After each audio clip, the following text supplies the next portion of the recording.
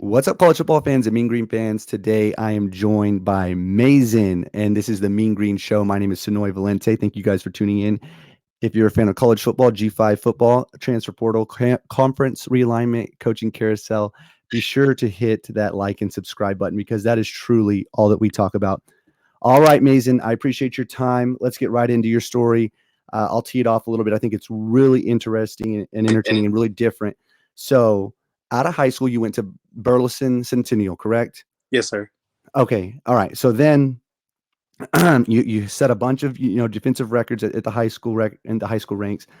You had 4 sacks in a game, 13 sacks in a season.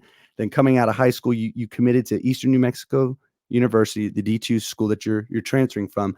So kind of walk me through like what led you to commit to Eastern New Mexico and how did all that play out? So like coming out of high school, I didn't have much looks during the season. You see a bunch of juniors, have a bunch of offers like already by that time. I didn't have nothing. I was a senior coming into my senior year. I had no offers like that.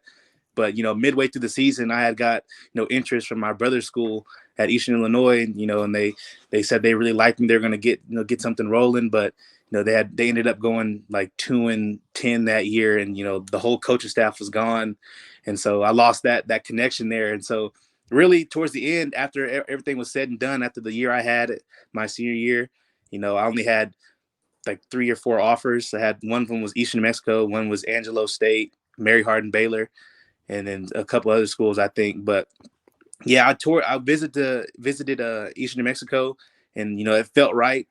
So I was like, I'm probably gonna end up here. And then I went to Angelo, and the main reason I chose Eastern is because when I went to Angelo, the coaching staff was like, you know what, we don't know if you're big enough to play defensive end, or we don't know if you can play linebacker. So we're just gonna redshirt you your first year.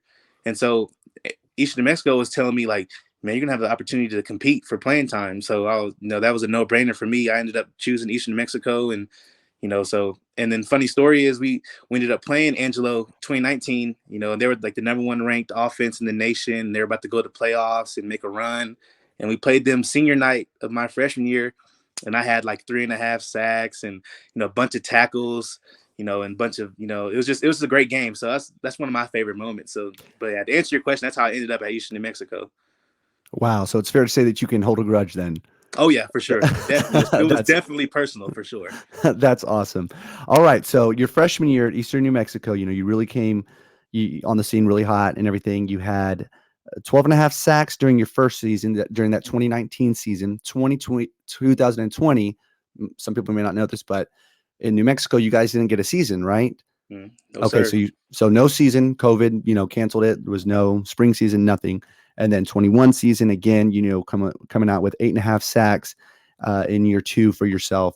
All right. So when you came in 2019, the transfer portal world, the NIL world, nothing was what it is now. That was not that long ago. I mean, we're talking, 3 years, right? But it was totally a different landscape. So Mm-hmm. when you went to Eastern, there really wasn't, I'm assuming I'm talking for you, I guess, but there wasn't really that thought of, oh, I could really produce here. Maybe hit yeah, Yeah. we see that done here and there, but not really so much from the D2 to D1. Yeah. And so at what point in your career at Eastern New Mexico did you really start thinking like, okay, wow, I may really want to try another stab at maybe a bigger school and everything, Mhm. A, and then B, and maybe you want to answer B before you answer A.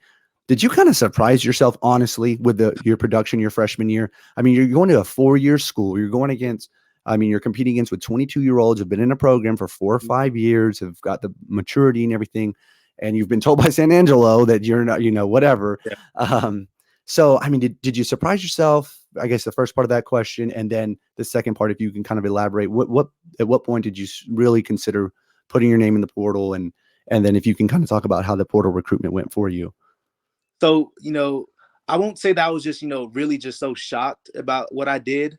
I didn't expect to get, by any means to produce 12.5 sacks, interceptions and stuff like that. I'd be lying if I said I was, but I will say like just how hard I prepared, leading up to that point. I'm not going to lie to you, like preparing for that, for going to college, it was just so different for me. Like I thought like, oh my God, I'm just not good enough to play at any kind of level. Like I'm going to get killed, so like that kind of motivation in my mind really just like propelled me forward, and like it just happened like that. I was just playing my game and, going against 20, 22-year olds, 24-year olds, so it just happened like that. But I was kind of shocked at getting 12 and a half sacks. But the main thing that really like surprised me this whole thing is like the recognition that I've received.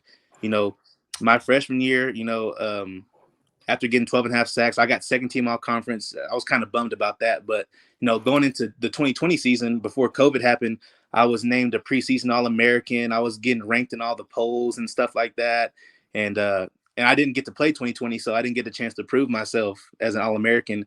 And so, but going into the 2021 season, I was also ranked a preseason All-American, ranked like top 5 in defensive ends in the nation, D2. But that's the most surprising part to me, is like just how much like recognition that I've received from, being at this school. So, but yeah, that's the only thing that, surprised me. But what was the second question again? Well, how did your recruitment differ from high school to Eastern New Mexico, essentially, or just, Yeah. Recruitment in general, but as opposed to your recruitment in the transfer portal? So like, I remember you asked, yeah, like you said, it was completely different my freshman year. Like there was no NIL, no transfer portal. That wasn't even a thing really. Like, so me coming into Eastern New Mexico, I was like, I'm going to be here for 4 years. Like I got a chip on my shoulder. Like all these other schools, they didn't want me coming out of high school. So I'm going to make it to the league from Eastern New Mexico. It's going to be this great success story, but then once COVID rolled around, like we had a coaching change, and like that didn't really bother me too much because, I got to play football regardless of who's the coach. But, after that happened, our strength coaches left, our DC left. So by the time over the 3 years I was at Eastern New Mexico, we had 2 head coaches, 3 defensive coordinators, 4 D-line coaches, 3 strength coaches. And so like I got my family in my ear. My uncle, his name's Keith. He's like really, educated on the subject of like, he's like really a good advisor, things like this. He's like, it wouldn't be a bad idea just to see like get in the transfer portal and, see like, what's out there for you. When, you don't have to necessarily leave, but just, see what kind of opportunities you could have for, the next couple of years. Yeah. And so but at first I was like, nah, man, I'm not entering no portal. I'm not going to be one of those dudes that's going to enter the portal, all that stuff. But I ended up doing it, getting, recruited, and the recruiting is just way different. From when I was coming out of high school, I still didn't have that much, love coming out of, high school. So I didn't really get to go through the whole process, but, I was very like knowledgeable of like what to look out for, So obviously when you get recruited by a school, you go on a visit, they're going to roll the red carpet out for you. They're going to put you in a nice hotel. They're going to take you to all these nice dinners and stuff like that. So I feel like that helped me a lot going into this second time around, being in the, the portal and doing the recruiting deal. Cause like, I saw through it all. Like, you know what I mean? I'm not razzled and dazzled by, all the anemones and stuff like that. So just seeing all that was cool. The only thing I really cared about was just the football aspect. And so like, now this second time around being recruited, just, understanding like it's more like streamlined now. Like they tell you what they want. Like if you fit their scheme, like they need you for it. So it's more of a business than, just trying to dazzle a young freshman. So, cause I'm not new to the process, so Right. that was the whole thing for me. Like it was strictly business this time around. That's the main difference. Like, usually when they recruit freshmen, they try and, they're going to develop you and all that stuff. Like, no, they need you to play now. They need you to take care of your business right now so you can be ready in the fall and help the team. Cause like, it's big time at this level, especially at the, with UNT, like, like these coaches got to, put food on the table for their family too. They got to put the best players in the position to win. And so, I'm trying to, do as good as I can to make it to the NFL. So, if we help each other out, there's the sky's the limit for sure. Absolutely. All right. So do you think there's going to be an uptick or maybe a different view? Let's like, if you can, are you 21 yet? I just turned 21. Actually, you just turned 21. Okay. So then, yeah, as an 18-year-old getting recruited compared to a 21-year-old, you're a totally different person. Yeah. You're more mature, all, this, that, and the other. But if you can kind of take yourself back to 18-year-old Mazin, but in today's world with the transfer portal being what it is, do you think we're going to see an uptick? And maybe would you have thought this way? Again, if you were a senior this year in high school, that you think we're going to see kids going the D2 route with the thought of, okay, I'm going to do this. I'm going to go to, such and such state university that I don't really want to go to. And I'm going to try to try to, get on the map after a year or two and then hit the portal. Yeah. Do you think we're going to see an uptick in that? Oh Also, yeah. I mean, maybe that's not quite really a bad thing. I mean, people getting experience and whatnot, but if you can, maybe highlight just your thoughts on that matter as it pertains to your world D2 going to D1. If you think we're going to see an uptick, and just some quick thoughts on that. Yeah, that's crazy. It's just like it's so much different from when I first was a senior in high school. That's usually how the route goes. Like you do good in high school, you're gonna get a college coach gonna roll in, and, give you an offer, go there. But now it's just like I'm seeing a lot more and more players like they're really the studs at their programs, like their lower level programs, like FCS schools or D2 schools or even D3 schools. Like they're producing at this level, and they feel like they can, they want to compete at a higher level, and so they just take the transfer portal route, which it's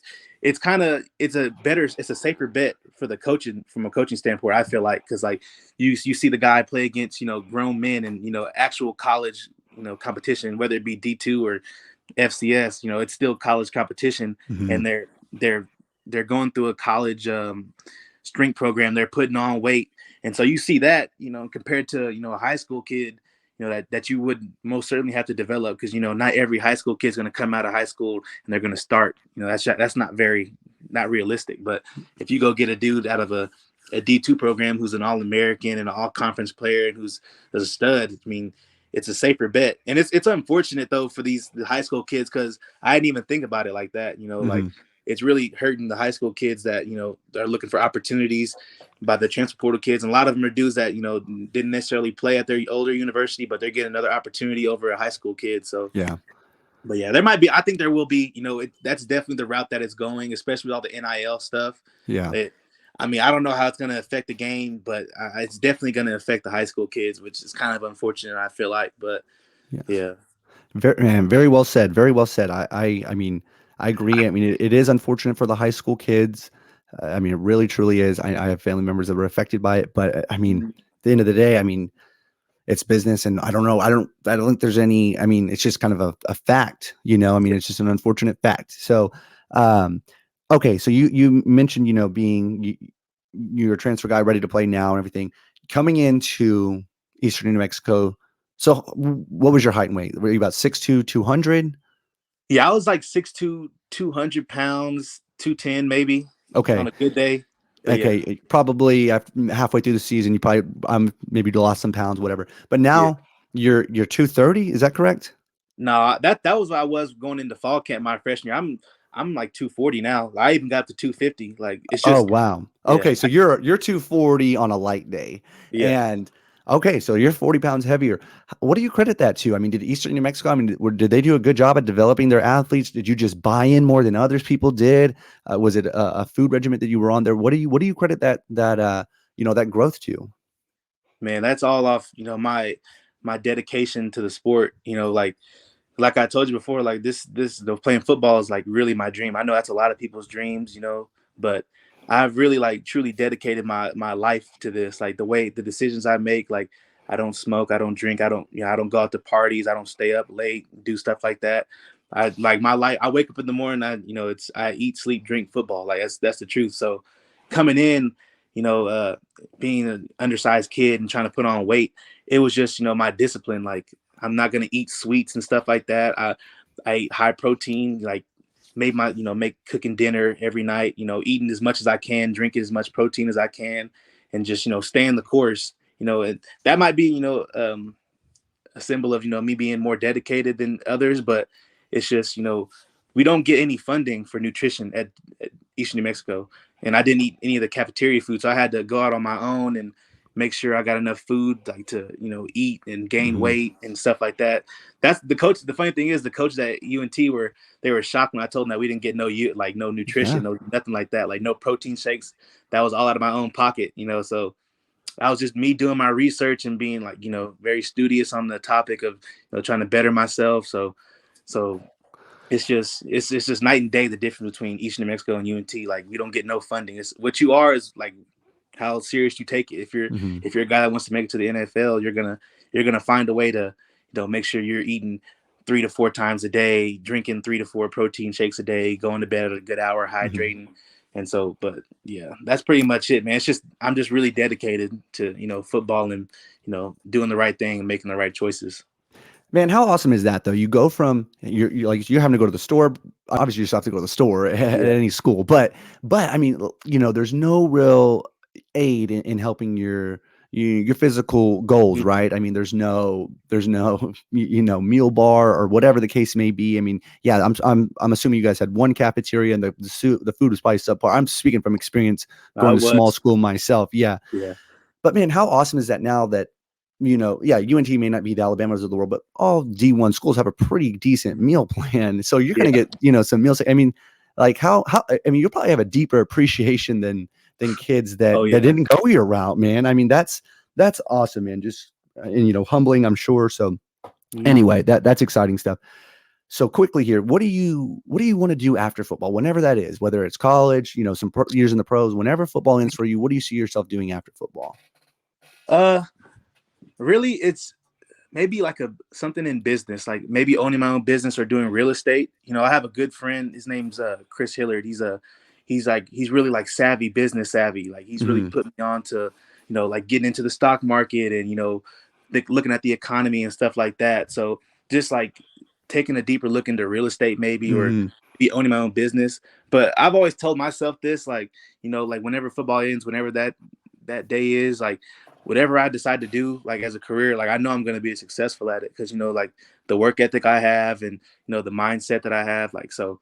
I haven't really thought about it too much. I just know like whatever I find, that I like to do other than football, I'm just going to attack it, 100%. But I can't really give you a straight answer. I really haven't thought about it, but I'll probably have a job in business or or something in real estate or somewhere I make my own hours or I'm my own boss or something along those lines for sure.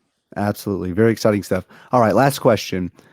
And again, your guys' age group, it's a weird group. You kind of were young whenever it stopped, but are you excited about the return of NCAA football, the video game? Hey man, let me tell you what. I am the biggest Madden player, man. Every day, like me and my friend, and we have a franchise, we play it every day. And so, you know, now that NCAA is coming back, man, we used to play that every single day. And you know what I mean? So now it's coming back. And all the schools that are guaranteed to be in our FBS school. So it just so happened that, I UNT, I chose to come to UNT. So man, just the fact that I'll be in the video game is just, I don't know, man. I can't even process it really. I just hope, they don't give me like a 60 overall or something like that. Yeah. I'm gonna Well, have to do some tweaking on my own, So, but other than that, man, regardless of that, it's gonna be awesome. I'm really excited to see how that turns out, man. It's just that's really great. That's what kind of player doesn't want to have their own character in a video game. That's just I don't know. I'm gonna be extremely grateful for that. That's something that's gonna be there forever. You know what I mean? Like you go back to NCAA 23, Mazin Richards is on the roster. You can play him. You know what I mean? It's just I don't know. That's awesome to me. That's right up my alley. I'm a big video game guy, so that's just great. that's awesome, man. That's going to be exciting for sure. Yeah. All right, Mason. Well, hey, thank you so much for your time. We're all really excited for this upcoming season. Best of luck with the rest of your off season. Keep that workout going. I can tell you have a really high motor, and go Mean Green. Yes, sir. Go Mean Green all the way.